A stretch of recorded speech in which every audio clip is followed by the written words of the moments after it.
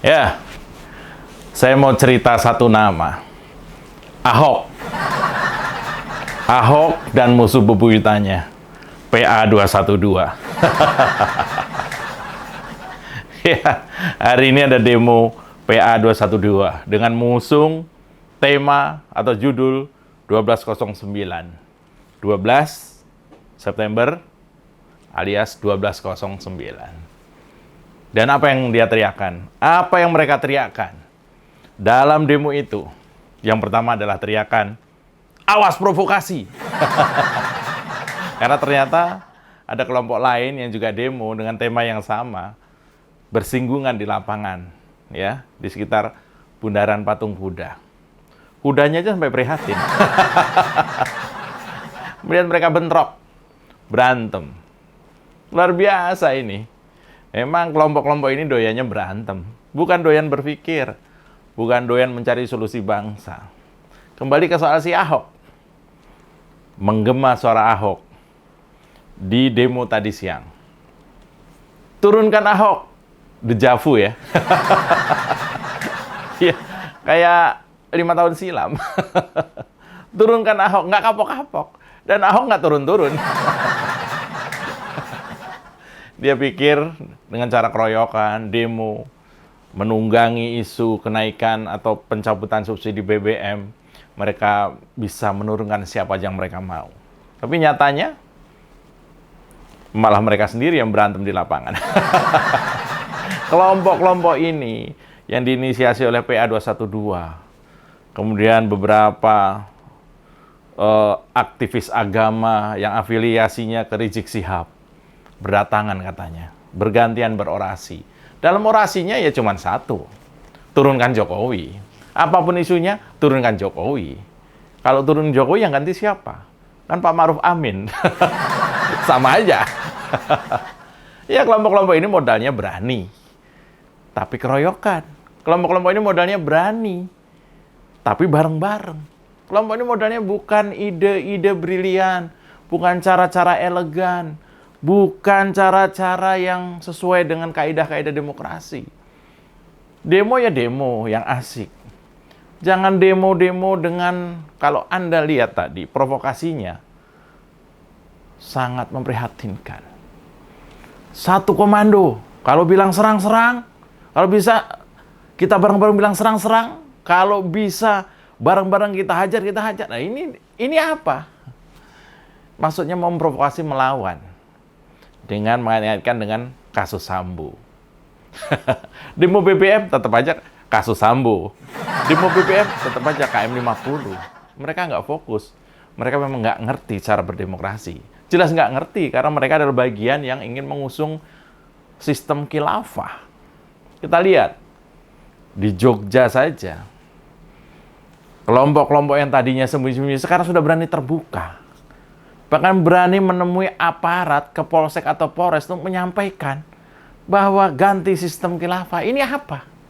Ini aparat juga harus tegas, harus adil juga. Kalau dulu kita sangat tegas kepada komunisme yang diwakili oleh PKI, sampai sekarang pun kita masih tegas. Harusnya kalau ada kelompok yang juga coba-coba mau menggoyang, ngomporin untuk mengganti ideologi Pancasila menjadi ideologi yang mereka tawarkan, harusnya juga aparat bisa keras kepada mereka. Ini makar. Kembali ke demo tadi, suara Ahok digaungkan lagi. Jadi buat mereka, apapun masalahnya, Ahok harus turun. Ahok ini sudah sesuai dengan kapasitasnya, sudah jadi seorang komisaris utama di Pertamina. Dan kalau dia belajar lagi, pendemo-pendemo ini tahu masalah sebenarnya apa, kenapa harus dicabut subsidinya. Saya pikir mereka ini tidak berpihak kepada rakyat.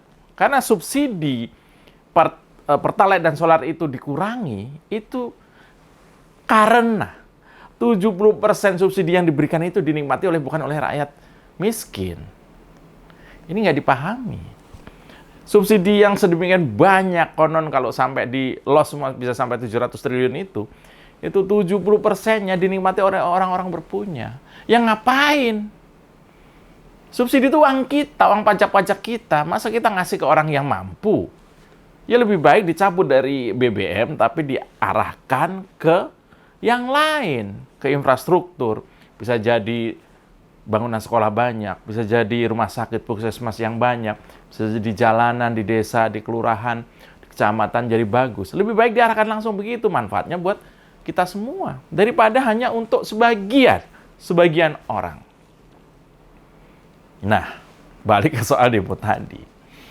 Saya pikir dengan slogan-slogan agama, dengan teriakan yel-yel berbau-bau agama, mereka ingin mengulang 2017 di Jakarta. Bahwa dengan kekuatan yang kemarin sempat dipromosikan, sempat dilempar ke sosial media, bahwa akan ada jutaan pada 12.09 ini, pada 12 September ini yang akan hadir, akan datang ke Jakarta, ke Patung Kuda untuk menurunkan Pak Jokowi. Ternyata hanya segelintir menurut saya, jauh lebih banyak waktu mahasiswa kemarin. Bahkan saya bilang seolah-olah demo mahasiswa kemarin itu adalah gagal dan sekarang kadrun turun langsung. Ternyata nggak seberapa, ributnya luar biasa. Saya nggak tahu ada kejadian apa lagi, tapi saya sudah malu melihatnya tadi. Ketika mereka bergontok-gontokan sendiri di lapangan. Berebut nasi bok? Atau berebut apa sebenarnya? Kasihan juga petugas atau aparat yang mengawal. Yang saya dengar jumlahnya sampai 6.000 sampai 700 petugas. Jangan-jangan kebanyakan petugasnya daripada yang demo. Ya, Ahok adalah sebuah nama yang menjadi mimpi buruk kadrun. Ahok adalah sebuah nama yang membuat kadrun susah tidur. Ahok adalah sebuah nama yang membuat misalnya Rizik Syihab dan kawan-kawannya panik. Apa salahnya Ahok? Hanya satu orang tapi membuat mereka jadi hilang, ibaratnya hilang kewarasan, hilang kecerdasan. Bahwa kemudian kasus Ahok pada 2017 menjadi noda hitam demokrasi di Indonesia. Beberapa sudah mencoba mulai melupakan karena itu perih. Tapi ada pihak-pihak yang mencoba menghidupkan lagi. Anies adalah simbol dari politik identitas menurut saya. Kemudian demo tadi sih yang mengcover pengurangan subsidi BBM, mendemo kenaikan BBM itu. Ini adalah sebuah citra, sebuah pemandangan bahwa sebenarnya pendukung Anies sudah habis. Karena dengan isu yang cukup menurut saya cukup sensitif, yaitu kenaikan harga BBM, itu saja tidak mampu menggrab demonstran yang jauh lebih masif dan lebih banyak dari pihak 212. Nyatanya tidak seberapa. Dan orangnya itu saja. Ibu-ibu itu saja juga yang hadir. Ya, kita tahu. Memang situasi ekonomi di dunia tidak mudah. Beberapa negara ditenggarai sudah kolaps. Beberapa negara ditenggarai sudah bendera kuning. Tapi Indonesia termasuk yang survive. Penanganan pandemi yang lumayan baik, bahkan dunia menjuluki Indonesia nomor 4 terbaik di dunia dalam penanganan pandemi, membuat perekonomian kita jauh lebih struggle, jauh lebih berani bersiap untuk pulih daripada menangisi keadaan. Lebih optimis, Pak Jokowi menyebut bahwa setelah dihujam oleh pandemi, sekarang saatnya kita berjuang untuk bangkit. Perekonomian kita lumayan, angka-angkanya bagus. Dan kemudian kalau BBM dicabut subsidinya untuk kelas Pertalite dan juga solar, itu bukan suatu hal yang tidak lumrah. Itu wajar-wajar saja. Kalau kita lihat, semua presiden menaikkan harga BBM atau mencabut atau mengurangi subsidinya. Yang terbesar kemungkinan adalah zaman SBY sampai 350% kenaikan BBM dari mulai menjabat sampai selesai. Pak Jokowi 8 tahun baru 30%. Tapi ini sudah membuat kadrun kelojotan. Ya, saya seneng ya komentar teman-teman di Papua.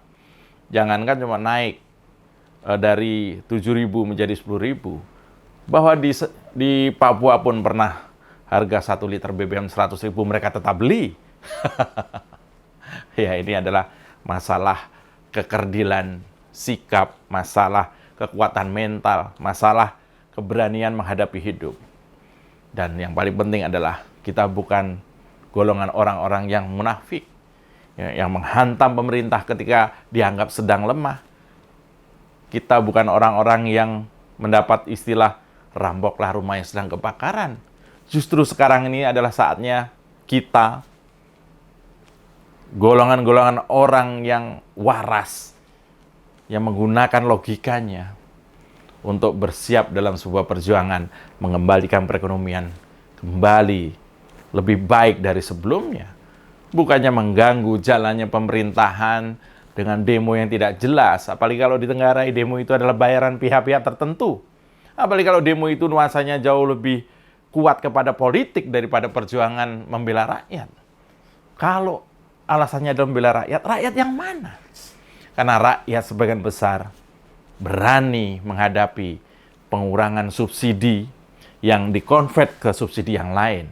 Mengurangi subsidi BBM, tapi memberikan bantuan tunai, memberikan kelebihan-kelebihan misalnya dalam fasilitas kesehatan, pendidikan, dan lainnya.